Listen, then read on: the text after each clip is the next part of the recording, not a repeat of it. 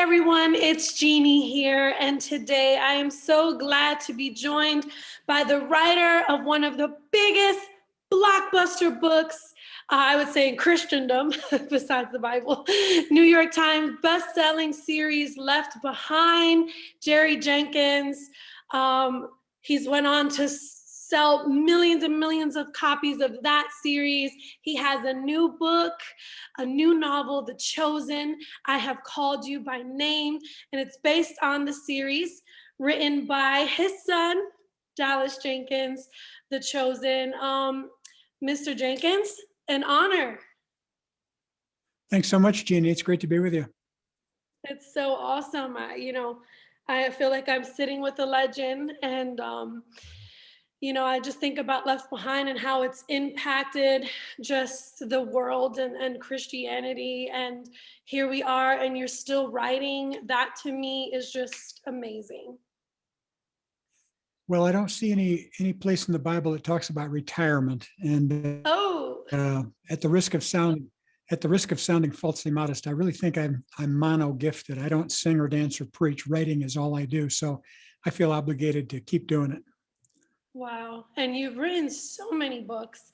Let's talk about this first before we move on to your newest novel. Where do you say we are in your Left Behind series as a people? If you had to put us somewhere in Left Behind, where are we? We're getting pretty close to the end, I think. We have more reason to believe that now than we ever have. Yeah. It seems like something is coming. You just wonder how long God can tarry, as sinful and restless as the world is. Yeah. On the other hand, God has a different economy of time than we do. He wrote in the Bible 2,000 years ago that the end was soon or imminent, and that we should watch and wait.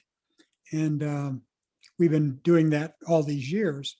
But the Bible also says that to God, 1,000 years is as a day, and a day is as 1,000 years. So if he waits one more day in his mercy, that would be 1,000 of our years.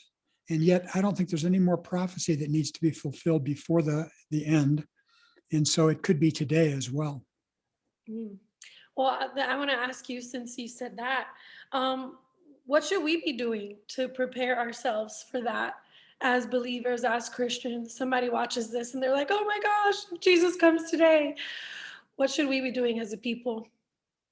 Yeah, I think it's obvious that we need to be, at the task of being sure that the fewest people possible are left behind. That means sharing our faith and being bold and not holding back. Sometimes we're so afraid to offend somebody, we could offend them right into hell. And I think we need to just be overt, and it's on them what they do, that we're not forcing anybody to agree with us or trying to ram the Bible down their throats, but to just share the truth. And I've heard even atheists say that if Christians really believe that I'm going to hell without Jesus, I want them to tell me, because it would be an insult if they didn't, which I think is a very insightful comment. Absolutely. Yes. Yes. Wow. I think about the work that your son Dallas is doing to actually lend to helping people come to that salvation, in Christ, with his new record-breaking series, The Chosen. First, as a father, how is that for you, just seeing how receptive the world is? It's been viewed by over 90 million people in over 180 countries, this overt message of Christ and his impact on his creation. Yeah, it's a phenomenon that has just astounded me, and obviously I'm proud. Of course, I always think that everything my son does is brilliant, but I'm not always right. In this case, I have been right, and everybody seems to agree. And, I used to be known as, Dallas said he used to be known as Jerry Jenkins' son. I'm now known as Dallas Jenkins' father, and I couldn't be prouder. I mean, I'm just thrilled to see what he's doing. And I know his heart's in the right place and that he's got the right motives. And so it's just been a thrill. And I'm glad I've gotten to play too by writing this novel to go along with the first season. I know, amazing. It's funny because I've sat down with him. I've been on set, and that's one thing I can say. His heart is genuinely in the right place. I remember leaving the Chosen set feeling so blessed, like, wow, Mm. Lord, here is a servant who just wants to glorify you, and to see what God has done is amazing. So let's talk about the Yeah. novel, and just kind of what inspired you to want to let's make this into a full novel. Yeah, it just seemed like the right thing to do. It was so popular and people were happy with it. One of the things that you can do with a novel that you can't do on screen is you can have people's inner monologue. What are they thinking and feeling, and how are they reacting when these events occur? And so that's what I bring to the table. And it's been fun. The creativity is there from Dallas and his co-writers, and the way they've outlined these and the sequence they go in. So that makes that part of it easy for me. Yeah. But it's really fun to flesh out the stories. And I've just had a ball. I'm working on the second one now. Amazing. Let me ask you this. When you are sitting down to create this inner dialogue, and even with the Left Behind series, the way you were able to kind of tell a story that, we don't have all the pieces written out in the Bible, but the way you brought it together in your series and the way you do with this novel, where does that inspiration come from? Where you can tap into just kind of maybe what Jesus followers were thinking and feeling. Yeah, that's the fun of being a novelist, is that you really get to be each character as you're writing them. Depending on who the character is, I could be a child, I could be an old woman, I could be somebody my age and my gender, but it's just a matter of imagining. You try to put yourself in their place and say, how would I feel if I heard this, if I saw this, if Jesus said this to me, how would I respond? And we see on the screen basically a lot of the responses from these people, but to tell what's going on in their mind, that's the fun and the creativity part of being a novelist. And a lot of novelists talk about trying to get in touch with their muse, and it's some sort of ethereal, mysterious, visitor. But for the Christian writer, it's the Holy Spirit. And Mm. I don't know quite how that works. All I know is that I need to surrender, get out of the way, and listen, and try Yeah, to do what God leads me to do. that's beautiful. Mr. Jenkins, let me ask you this. I'm a millennial. A lot of people in my generation and those that follow have a really hard time doing what you just said, being reflective, thinking, what would I have done in that situation? We're very busy. We're busybodies. We're constantly distracted. How can you inspire us to just kind of do that a little bit more? Be more reflective, or maybe think about, even when we approach the Bible as young people or younger people, go into the stories with that approach. I think it's definitely beneficial. I see that both you and your son have done that. And I do see that there's a deficit in this generation and the generation that follows, because there's not enough of that. How can you help inspire us to do that a little more? Well, I was inspired by the late evangelist Billy Graham, who once told me that God doesn't keep it a secret from us what we're supposed to do. We're supposed to search the scriptures and pray without ceasing. And he did it, and that made a big difference in his ministry. I would say that it's interesting. I've served on the board of a couple of Christian colleges, and one of the things I've been struck by is that this generation has more mental illness and more anxiety and more problems, that need counseling and that type of thing than ever. And that says something to me about what you raised, that maybe you're not reflective enough, and maybe not spending enough devotional time.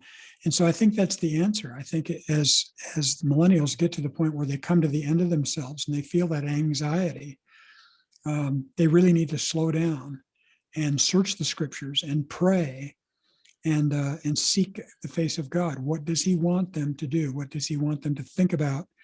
And that will make them more introspective and more reflective, I think. What does that look like for you when you kind of unplug from the world around you to do that? I always find it humbling. Sometimes we get into the rat race and we're working to increase our brand or our visibility, our platform, our online presence, and that type of thing, you can really get tired of yourself after a while. And that's really not where life is. When I look back, my wife and I have been married 50 years now. And when we look back on what's important to us, it has nothing to do with fame or popularity or success or money or anything. It's really our relationship with God and our relationship with people, our families and the people we love. And somebody said that nobody's going to ask you on your deathbed, or say on their deathbed they wish they'd spent more time at the office. Everybody's regrets have to do with not spending enough time with the people that they love and care about. And so I find, when I'm reflective, I think about what's really important in this life, and it has nothing to do with things. It has all to do with people. Mm. What do you want people to take from your new novel, The Chosen? I Have Called You by Name. I really would love to have the same response that I know Dallas is looking for from the TV series, and that is that people not substitute this for their Bible, that they go back to their Bible, check it out, see what it says, go back to church, return to their relationship with God, or begin a relationship with God. The whole point of this series and the books is to show how God makes people something other than what they've been, that how they encounter Jesus changes them, transforms them forever, and that's available for anybody today. So that's what our hope. That's what we want the takeaway value to be. Coming out of 2020 and into this year, what were some of the things you were thinking about us as, where we were as a people?